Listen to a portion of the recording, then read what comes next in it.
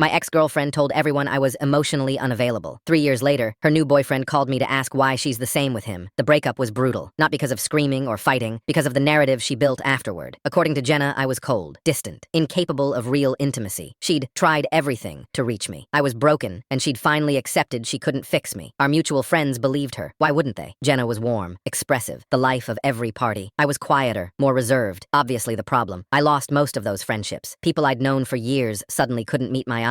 I heard the whispers. Poor Jenna. She deserves someone who can actually love her. I went to therapy, worked on myself, wondered for months if maybe they were right. Maybe I was broken. Then my therapist asked a question that changed everything. When you tried to express emotions in that relationship, what happened? I thought about it. Really thought. When I cried about my grandmother's death, Jenna said I was bringing down the energy and we should go out instead. When I tried to talk about work stress, she interrupted to discuss her own problems. When I wrote her a heartfelt letter for our anniversary, she laughed and asked why I couldn't just say it normally. She shut me down, I said slowly. Every time I opened up, she made me feel stupid for trying. My therapist nodded. So you stopped trying. And then she called me unavailable. I spent 2 years unpacking that relationship, understanding how I'd been trained to suppress emotions and then blamed for not having them, learning that some people create distance and then complain about it. I healed, moved on, started dating again, found someone wonderful who actually listened when I talked. Then I got the call. Jenna's new boyfriend, the guy she'd been posting about constantly. Finally found someone who can match my emotional depth. So grateful for a partner who shows up. He'd found my number through mutual connections. His voice sounded exhausted. I know this is weird, he said, but I have to ask. When you dated Jenna, did she ever... He described everything. The constant criticism, the emotional dismissal, the accusations of being cold when he tried to express anything, the narrative building with friends and family. She tells everyone I'm distant, he said, but every time I try to talk about feelings, she changes the subject or says I'm being too intense. I was quiet for a moment. How long have you been together? 2 years. And how often do you feel heard? Silence. Then quietly. Never. I don't think she's heard me once. I told him my story, the therapy, the realization, the pattern I'd finally understood. You're not emotionally unavailable, I said. You're emotionally exhausted from performing emotions for someone who doesn't actually want to receive them. He started crying. I let him. What do I do? That's not for me to say. But I can tell you that leaving was the healthiest decision I ever made. And the narrative she'll build about you afterward doesn't define who you actually are. We talked for 2 hours. I gave him my therapist's contact information, told him about resources for emotional abuse that I'd found helpful. He thanked me, said he'd never felt validated before. He broke up with Jenna 3 weeks later. She immediately posted about finding another emotionally stunted man. Her friends rallied around her again. Same script, different actor. I saw her at a coffee shop last month. She was with someone new, already complaining about how he doesn't open up enough. I almost felt sorry for him. The ex-boyfriend and I grab drinks occasionally now. He's doing better, dating someone kind, learning what healthy communication actually looks like. Some people create their own patterns and blame everyone else. Some people finally recognize the pattern and break free. My girlfriend asked about him once. I told her the whole story. She held my hand and said, "I'm glad you both got out." Me too.